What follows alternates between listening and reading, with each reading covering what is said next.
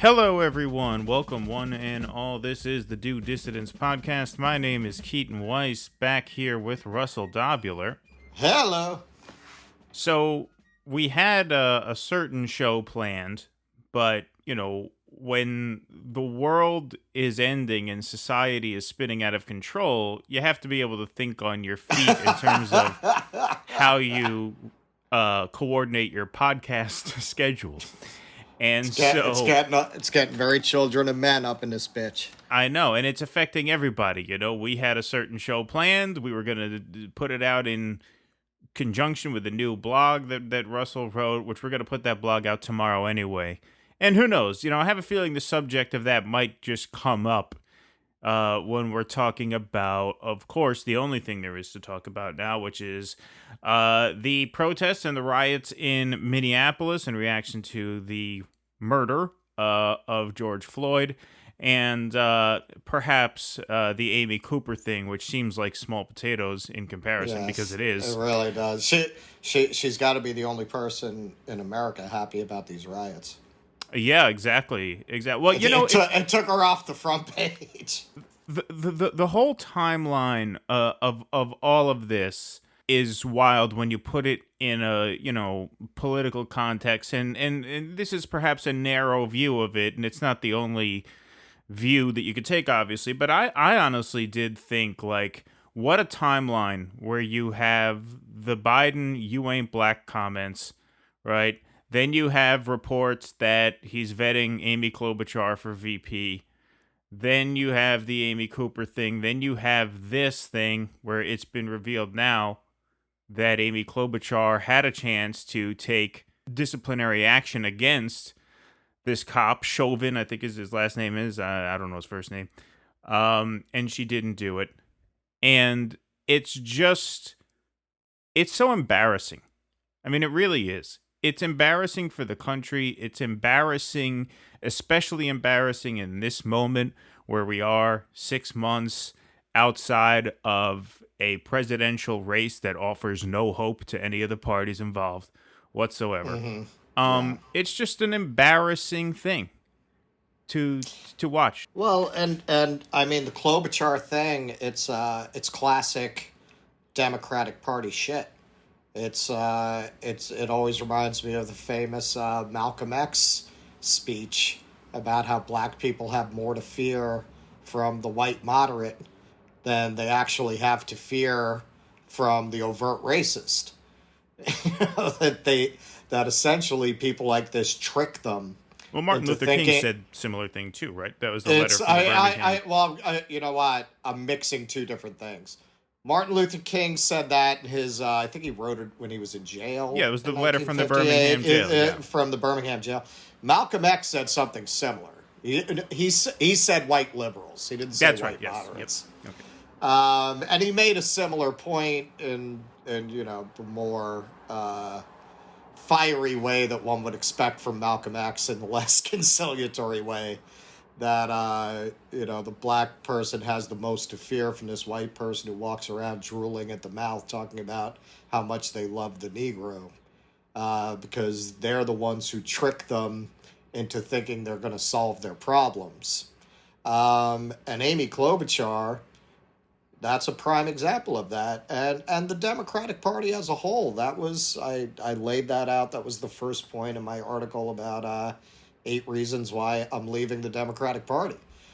There is a very long history of the Democratic Party throwing black people under the bus and then just using them as a prop whenever they need their votes. I mean, Mayor Pete really took that to its logical extreme by grabbing every black person in the audience at his events and literally using them as props, arranging them around himself. And similar to Amy Klobuchar, what was his record in South Bend?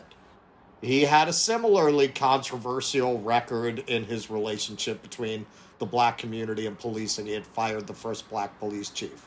What's funny about Buttigieg is his real lack of shame and subtlety. So really, I mean, without meaning to, he says the soft part out loud.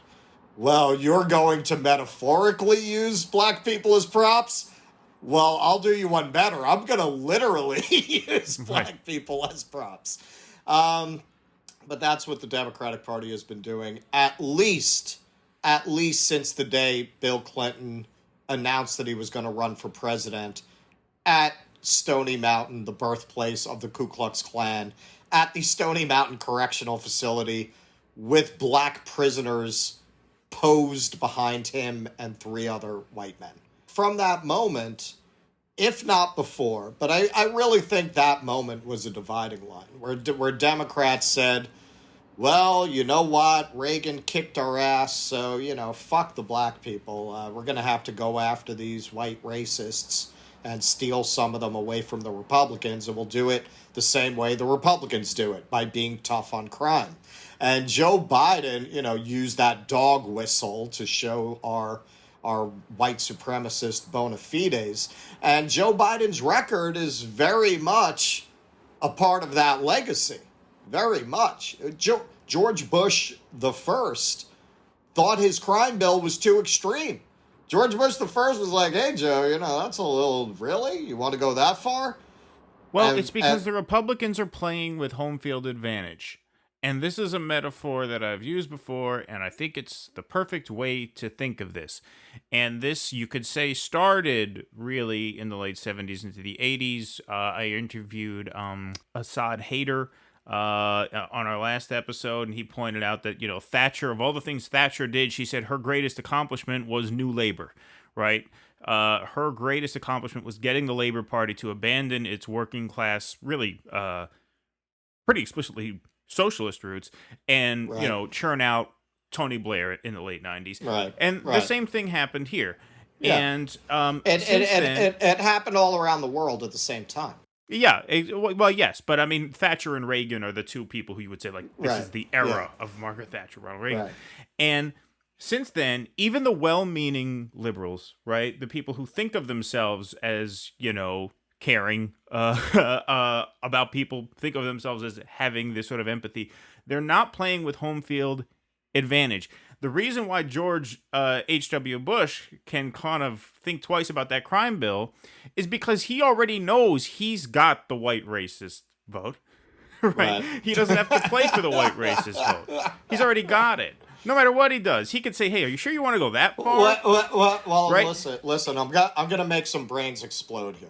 Okay, maybe not our listeners. But if our listeners want to play it for their vote blue, no matter who Democrats friend, their brains will explode. I'm so glad you mentioned that. This is a point I meant to make when we were doing our live stream. The reason I included that Richard, whatever his name was, his question about are we stupid or crazy? Yeah. I put that question first to make a point that, of course, we got sidetracked and I never got to make it. Which is, I just want to remind people that there are people like that who listen. It's not like we're sitting here preaching to the choir. There are people like that in the audience.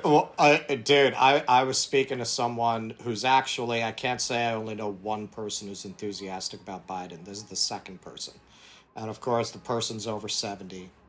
And, took great exception to my characterization of Joe Biden as a piece of garbage. But, He sounded exactly what's the guy who does the I'm an old lefty from way back? Oh, David Feldman. It was like being on Zoom with David Feldman. Well, that's what's brilliant about Feldman is that he's so good that if you don't know it's a joke, you might actually take it seriously. Yeah. Well, that's exactly what it's like. Hey, by the way, I'm on the left. Yeah, right. I'm for everything that you're for. Right. All that bullshit. But what I was going to say, and I kind of intimated this in that article also, you could make the case that black people are much better off under Republicans because Republicans do not have that home field advantage with black people. And people of color generally, and while they know they're never going to win them as a group, or at least not in the foreseeable future.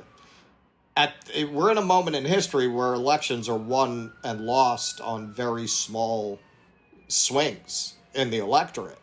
So who wrote the crime bill to appeal to those quote unquote moderate Republicans? Democrats. Who signed it? A Democrat. Who launched the first initiative since that bill was signed to undo its insane sentencing guidelines? Jared Kushner. Yes, yeah, exactly. Who signed it? Donald Donald Trump. Trump. Yeah. So, No, that's a good because the point. Democrats are always thinking, well, we don't want to upset Amy Cooper, because let's face it, that's who they're really organizing their whole pitch to. They're actually, you could make the argument, they're less likely to do anything for people of color than Republicans are, because Republicans have an electoral purpose. Whereas Democrats feel, it's not that they're better disposed to them, it's that Democrats feel like, well, we've got the black vote on lock. So, it's the white suburbanites we need to win, and they love it when we beat up on black people. We'll just call it a tough on crime policy. Right, and it's white suburbanites who might just as easily vote for Republicans, right? It's the Right, small right, slice of right, centrist independents that they're right. trying to appease by being tough on crime. I want to talk. I want to Well, bring up. that's where white liberals love to. How dare Donald Trump? If you remember, he went to a black audience and said, "What do you have to lose?" He was fucking right. He was right. You're going to tell me black people have fared worse under Donald Trump than they would have under Hillary Clinton? On what basis? Yo, On what basis? What exactly was? I want to ask you: if you supported Hillary Clinton, what policies did she have that you were really excited about? You know a tree by its fruit. Has one of these candidates, one going all the way back to 2016, name one candidate whose presidential run spawned a movement of people who wanted to continue to fight for their policy positions. Name one besides Bernie Sanders. There isn't one, because none of them had any fucking policy positions. Joe right. Biden doesn't have any policy positions. If that man has a heart attack tomorrow, is there going to be some, Biden Democrat organization trying to push over the finish line his inspiring policy goals? None of they're all just fucking empty. They have no message whatsoever, which is a big part of why my money is still on Donald Trump to win this election, because you know what? He has a message. It's not a message you have to agree with. It's a message. What does Joe Biden have? I want to do a little bit of numbers crunching. I was gonna do this one first. I'm gonna do this one second now because you brought up Trump and how your money is still on Trump. I couldn't help but thinking, this happened. We've seen these things happen before. Obviously, Ferguson was the first real major one in recent memory, and then Baltimore was one of the other major ones. But this is the first time I could think of where something like this happened in a major city in an election year in a very important and very close swing state. One of the narratives that was sort of lost in 2016, because everybody was biting their nails over Michigan, Pennsylvania, and Wisconsin that night, is that Donald Trump lost the state of Minnesota by 1.5 points. This is the state that went for Mondale. I mean, this is the state with the longest track record of voting blue. And he came within 50,000 votes of winning. Clinton got, and I looked at the numbers this last night, Clinton got 1,367,000, Trump got 1,322,000. If you look at the state of Minnesota, like many states, it is a deep red state with a couple of very blue centers.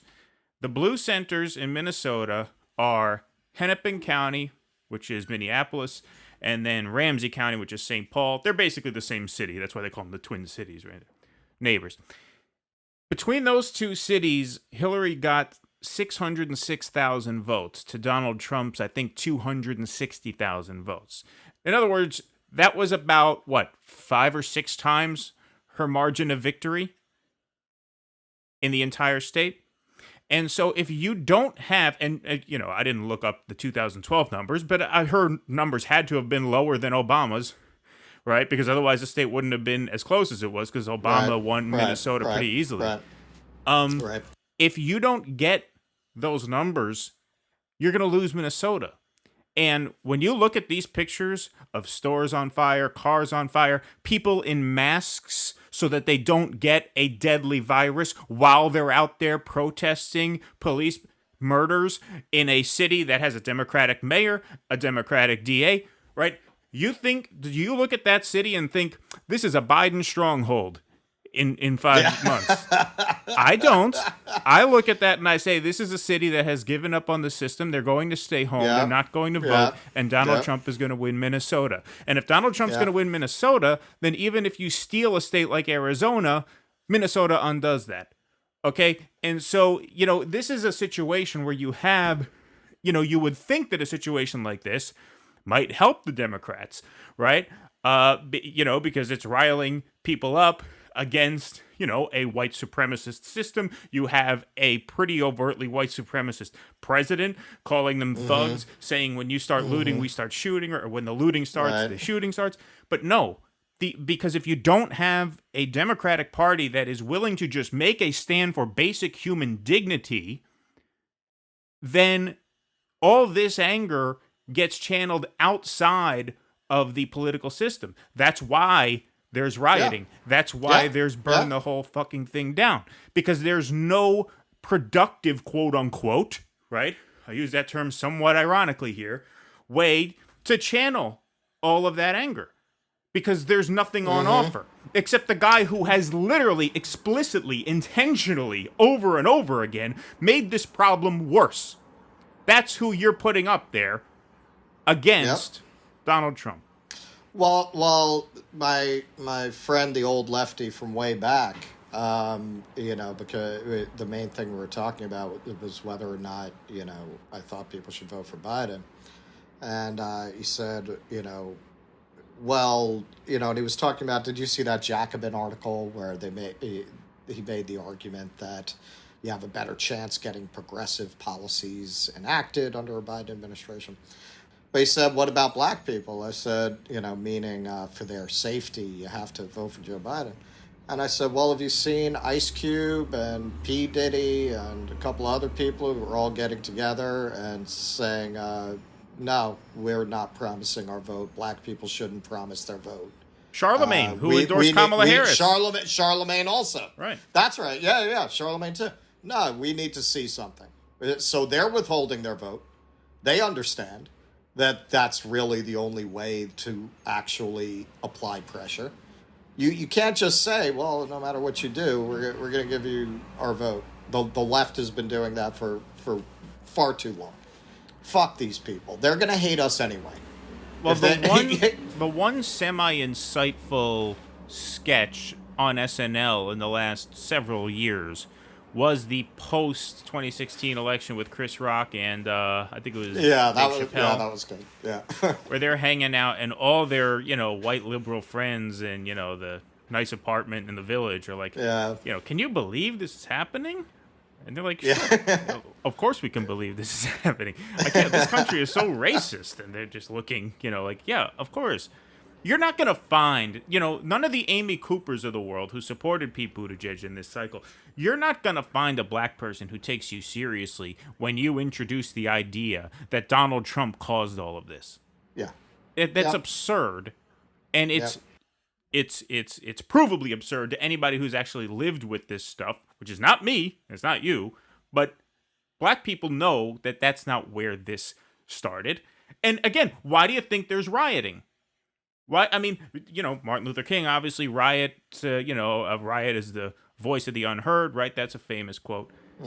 But why doesn't it get channeled into the political system?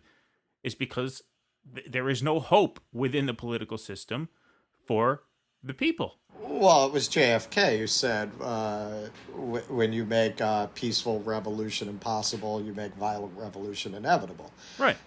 This has been coming for a long time. I've been the crazy dude with the end is nigh sandwich board on the corner for a lot of these podcasts, basically saying this.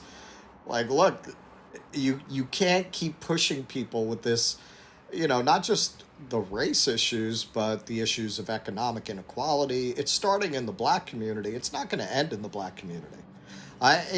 This pandemic we're going to look back on this moment of the pandemic as the good times.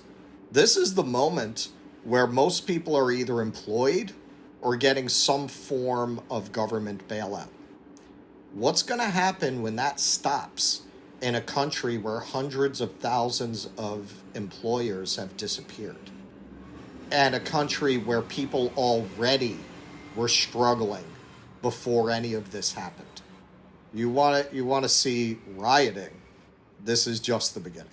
Well, again, you make it inevitable when you offer no solutions within the system. You have Lindsey Graham saying, Right. over my dead body, will we extend Right. unemployment benefits past July, no matter what happens? I'm going to be surprised if they decide to be that politically suicidal. I would expect a compromise to be reached where they wind up doing a lesser amount. Like, that's how I think that's going to end up. In an election year, I mean, who knows? But that's like electorally suicidal. Yeah, You're really going to withdraw unemployment a few months before an election in the middle of a pandemic that's wiped out employers coast to coast? Are they really going to go ahead with that? I'll be surprised, but not absolutely shocked if that were to happen. Well, there's okay, so there's the other scenario that I think, kind of speaks to what we're talking about now, which I was going to bring up earlier, which is the Claire McCaskill race in 2018. I remember when she was running for re-election, she was facing a tough challenge from the guy, Josh Hawley, who ended up beating her, and the polls were pretty close going into that race. And I remember seeing on one of the sort of, cable news networks an interview with a black activist, I forget who it was, who said, look, I guarantee you, I don't care what these polls say, I guarantee you beyond any doubt that McCaskill is going to lose, and she's going to lose quite handily. It's not going to be nearly as close as these polls say.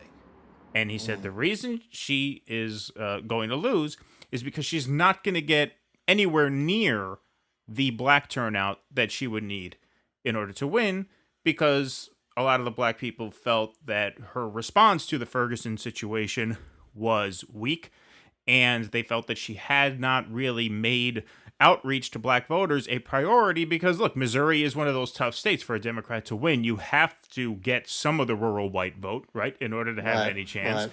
Right. But they said, look, it's not enough, and they're not going to turn out for her. Yeah, if you call them up and ask them, McCaskill or Hawley, yeah, sure, they'll say they're going to vote for her. They're not going to show up, I guarantee it. And sure enough, he was right. She lost that race by about 6 points.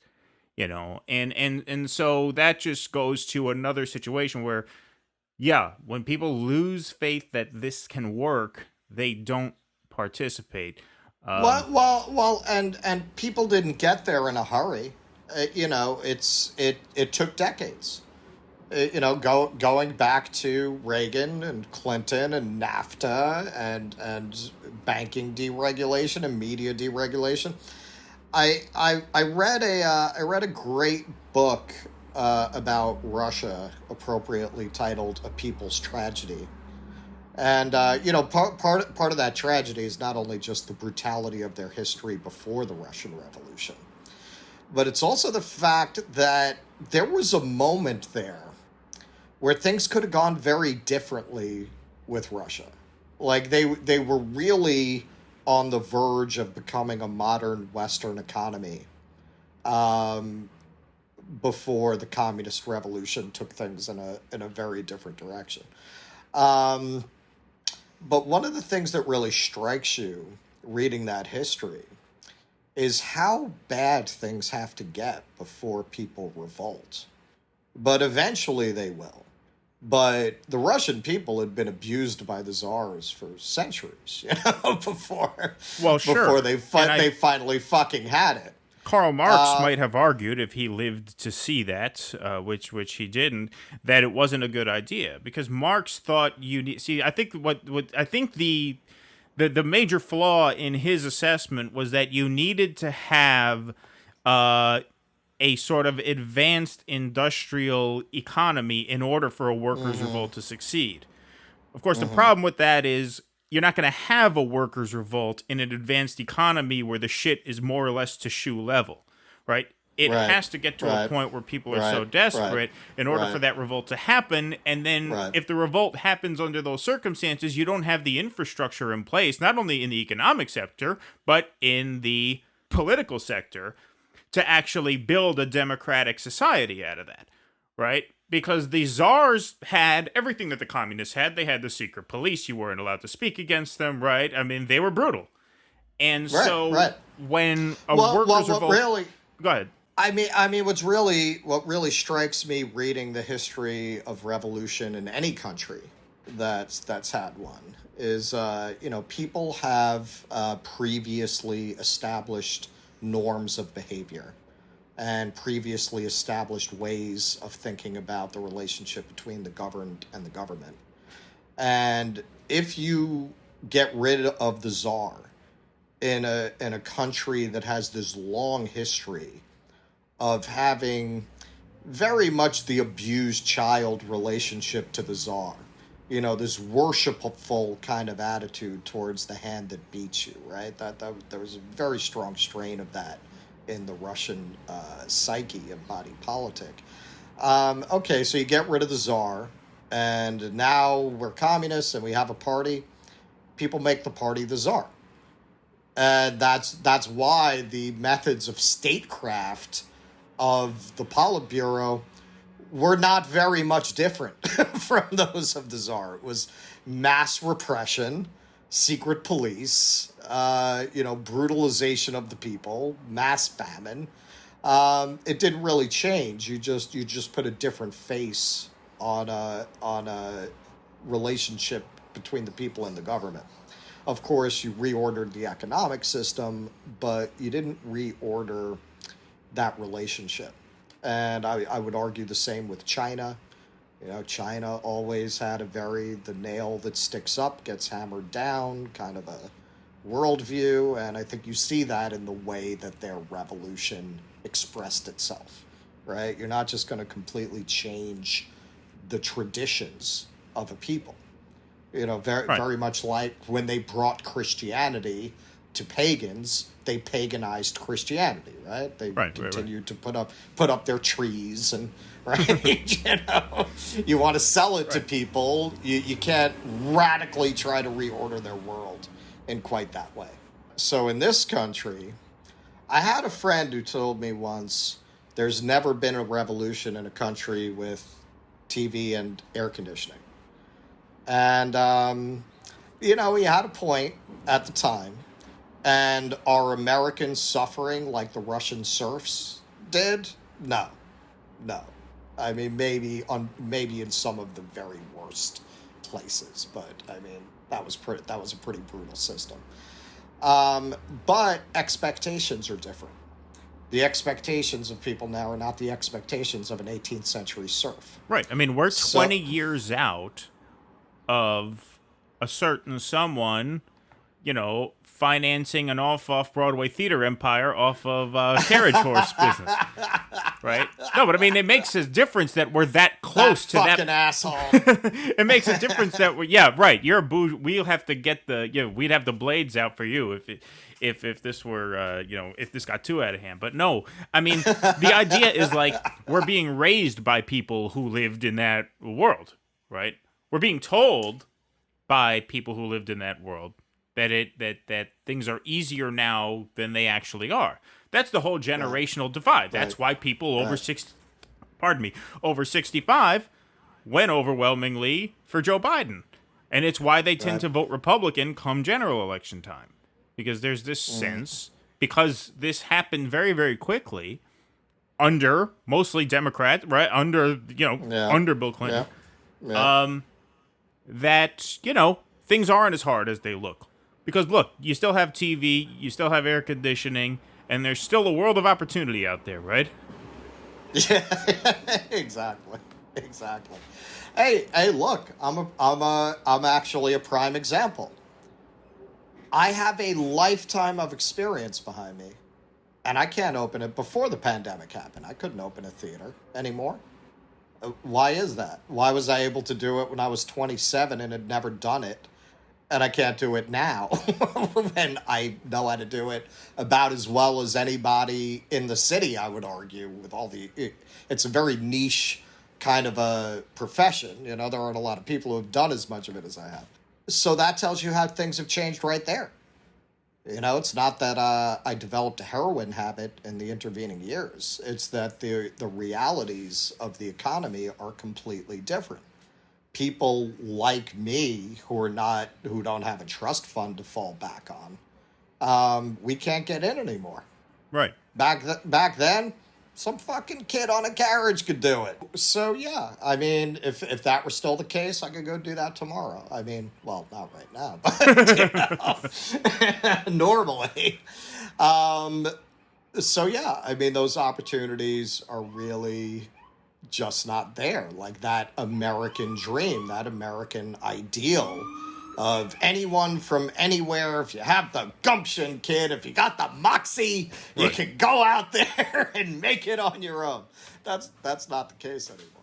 Now you have to have that moxie, that drive, that ambition just to get a basic level of dignity, right? Just to keep a roof over your head, just to keep food on the table, just to keep medical bills paid, right? And this is one of the things that I wrote about, you know, in regards to the Amy Cooper thing, is that when you have a society that equates success, you know, economic success, financial success, you could even just say success more broadly, as not just doing well, but doing good.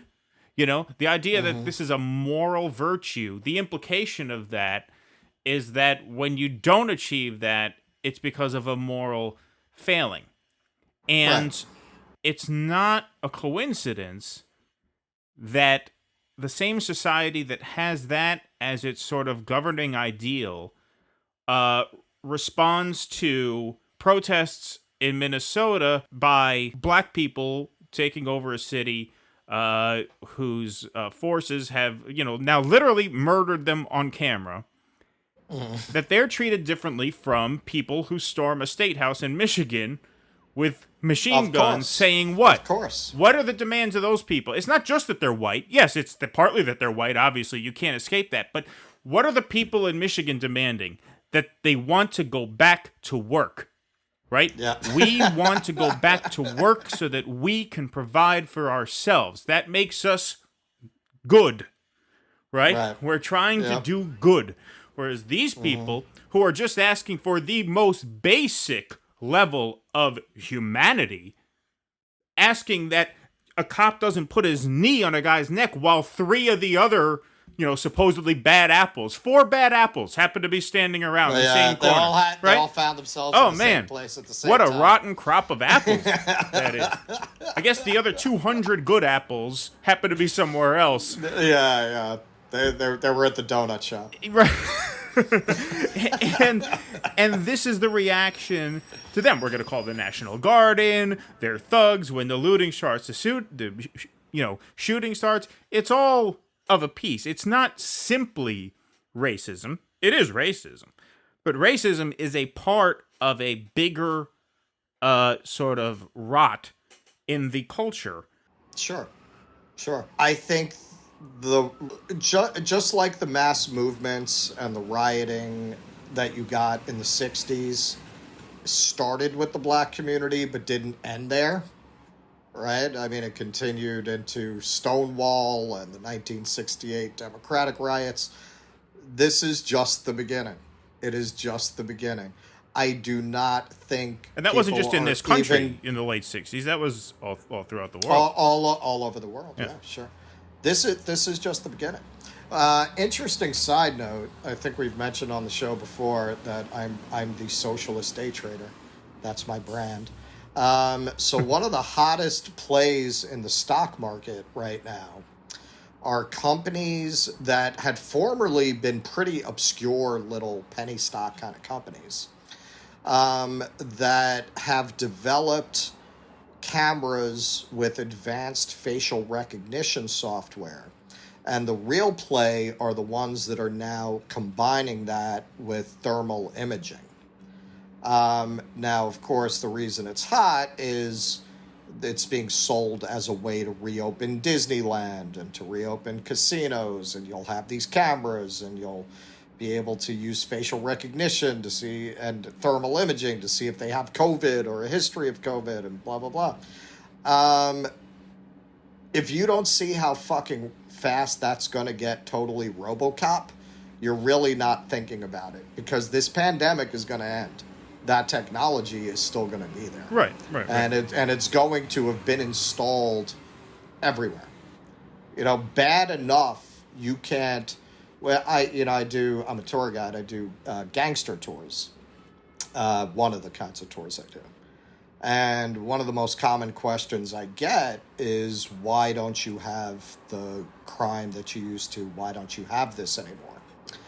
And, I explain to them the RICO Act and things like that. But I also tell them, look, you have to remember, one of the things that really strikes you when you read these mob books with stories of guys walking up and blowing off a guy's head in the middle of the street because he knows nobody's going to dare to go be a witness in this trial.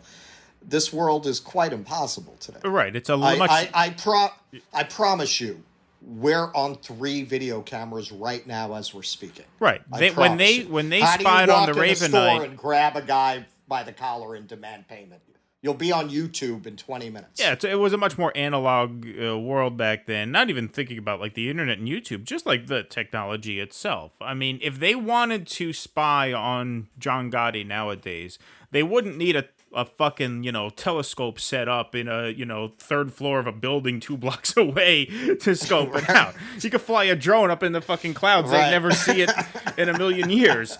You could probably fly it into the fucking place, when no one's there. So, it's a whole different thing. So we were already there. And now you're going to have thermal imaging cameras with 99.8% accurate facial recognition software. That's scary.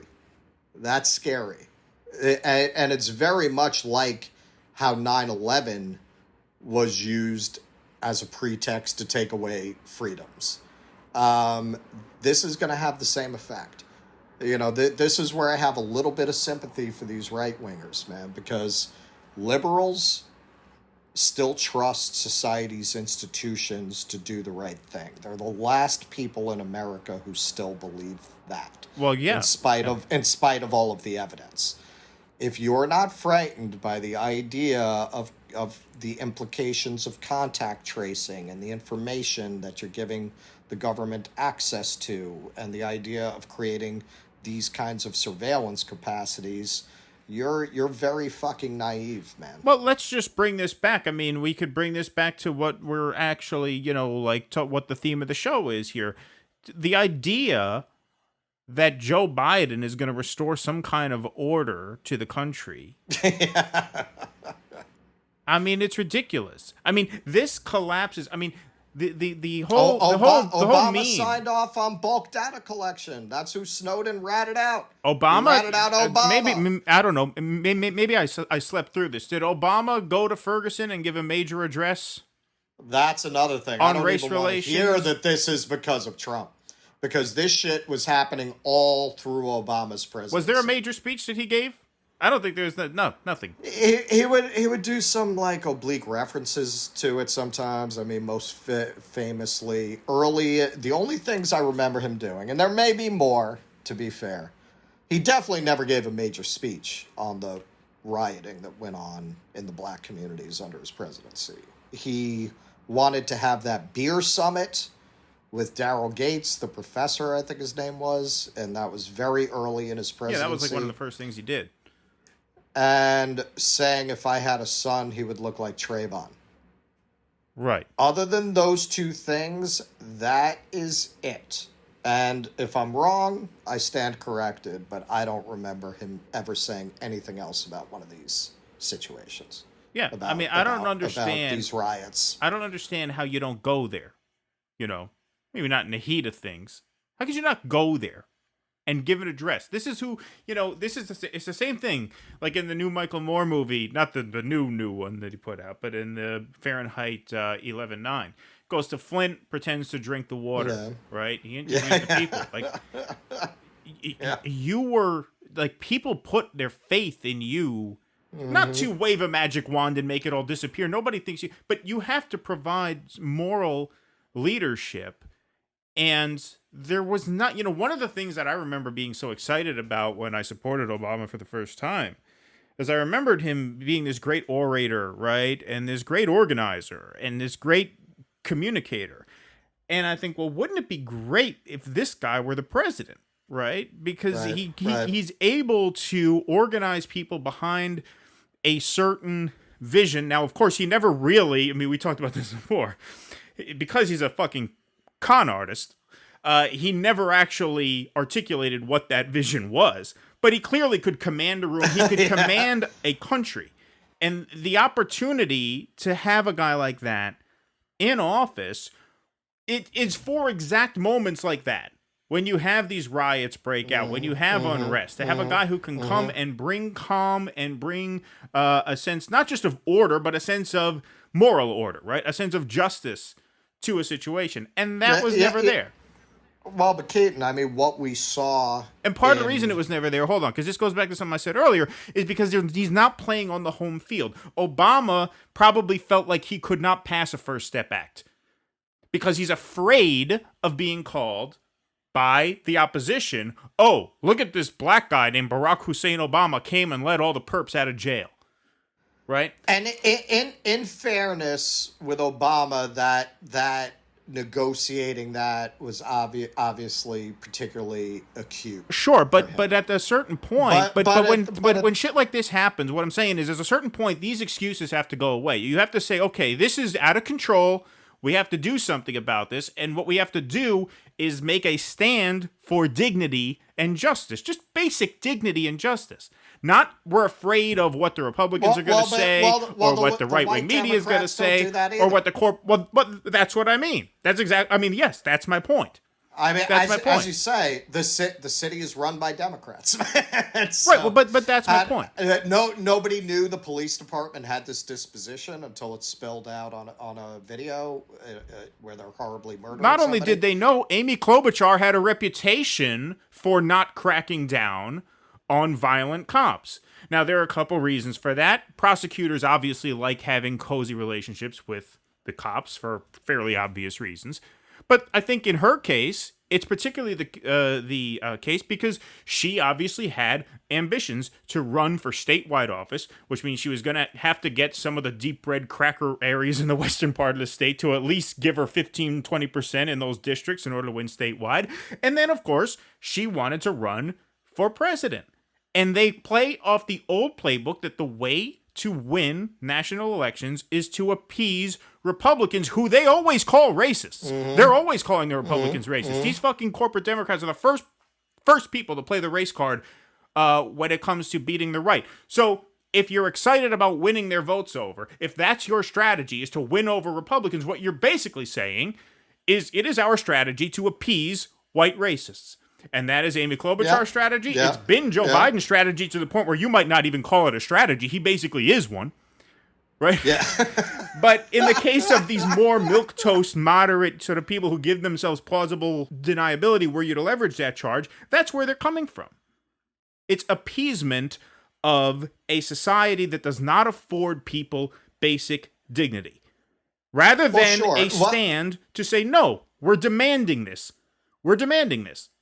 Period. Well, if you look at what their evangel is, when they preach their gospel to Republicans and present this vision of a centrist utopia, it's basically, if you boil it down, it's yes, we believe in markets and we believe in ambition and we believe in personal initiative. Just, guys, can you lay off the abortion and the overt racism and we're all good. We can just move forward into this Googleized, Teslaized, beautiful future together, right? That's it. They're just pitching this very upper class elite vision of what a bipartisan good sense looks like. It really has nothing to do with the realities on the ground in this country. And that's that's a big part of why not only are you seeing these riots, you're going to see a lot more riots, and they are not only going to be in the African American community, because our political leadership and the increasingly, I believe, tiny number of people who still have faith in it, in either party, are completely out of touch with what is actually happening in the country. And that is just not a sustainable governing strategy. Eventually, something has to give, and this pandemic is making it give.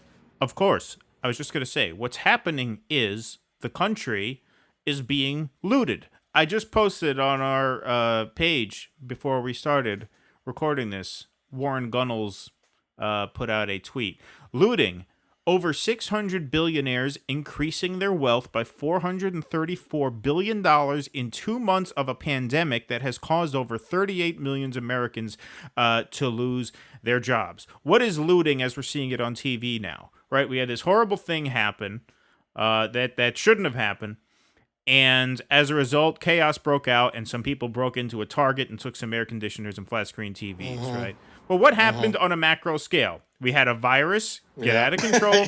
It infected the world. And now these 600 meritocrats, these 600, exemplars of what it means to, build a life for yourself and build a business and hire people and grow and blah, blah, blah, right? Jeff Bezos, increased worth $34.6 billion. Mark Zuckerberg, $25 billion. Steve Ballmer, I don't even know who that is, $12 billion. Mike Bloomberg, $12 billion. Elon Musk, $11 billion. Charles Koch, $8.8 billion. That's a form of looting. Come on. That Scottish economist who his favorite line is, "The Hamptons are not a defensible position." So, yeah, man. Look, the pitchforks are going to come. They've well deserved. Apparently, these people never watched Dr. Zhivago, but you're going to have a lot of people being chased by bayonets through the snow before all this is over.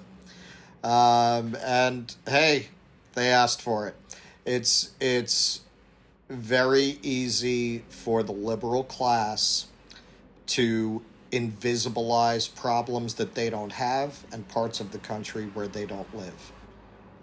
A large swath of this country is the fucking third world. Look, go on Netflix. There's a show, I think it's just called Flint. And it's just an 8-hour documentary. It's like Cops if Cops weren't fascist. Right. Okay? Like if that show's intentions were not fascist, right. This is what Cops would look like. So it just shows you what the reality is day to day of patrolling Flint. Go watch that and tell me what the difference is between that and a favela you might see in Brazil. The worst third world slums that you can think of in Mexico City. I want you to watch that and tell me that's better. Well, it's not. It's not. Their conditions are not better than what we think of as horrible third world conditions. Richard Ojeda said... And it's not just Flint. No. Richard Ojeda said he was motivated to run for office when he came back from a tour in Afghanistan and realized that the kids in his neighborhood didn't have it any better than the kids in Afghanistan. Yep. Yep. And they're using this crisis. This is why, look, you're always getting into dicey territory. So I don't want to sound like I'm advocating, but listen, man, they're going to unleash one point Chris Hedges always makes is the things that a country does to people overseas. That's a trial run for what they're going to come back and do to their own people. Crisis capitalism is something that America has been perpetuating on the rest of the world for a very long time. It's one of the reasons that Haitians were so adamantly against Hillary Clinton, because the Clinton Foundation used the Haitian earthquake basically to hook up their friends with business contracts. that did not really benefit the Haitian people. Yeah, looting. They're going looting exactly. The Onion put out an article. People criticize people criticize looters for not first forming a venture capital firm. But they're going to unleash crisis capitalism on the country on an unprecedented scale. Here in New York State, you have Cuomo meeting with Bill Gates, meeting with people from Google. What do you think their vision of how to remake a city in the wake of mass business closings is going to look like? It's going to be more chains. It's gonna be more corporate controlled spaces. Yeah, public schools, right? Public schools, right? Hey, maybe we should take this as an opportunity just to homeschool everybody. We can, we can make everyone socially awkward and misaligned because, hey, things are going in that direction. Hey, I will say in defense, I've never met a homeschooled person I didn't like. I know you would think that it makes people awkward, but I don't think so. I think homeschool, I don't know. I don't know enough about it, but I will speak in defense of the homeschool. This is what I would say. I would say there are a lot of going to school is learning to play the reindeer games. Yeah, I agree.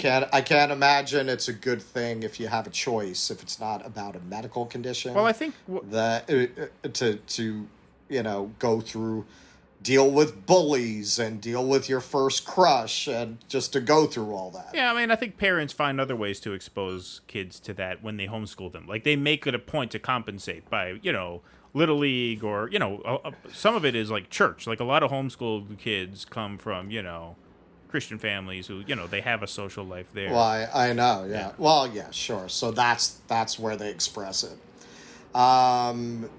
But, you're talking about parents who are extremely engaged in the upbringing of their children, and they have a right, sure. If you try to implement that on a mass community, scale, right, of course, yeah. You try to do that right with everybody? Sure. Yeah.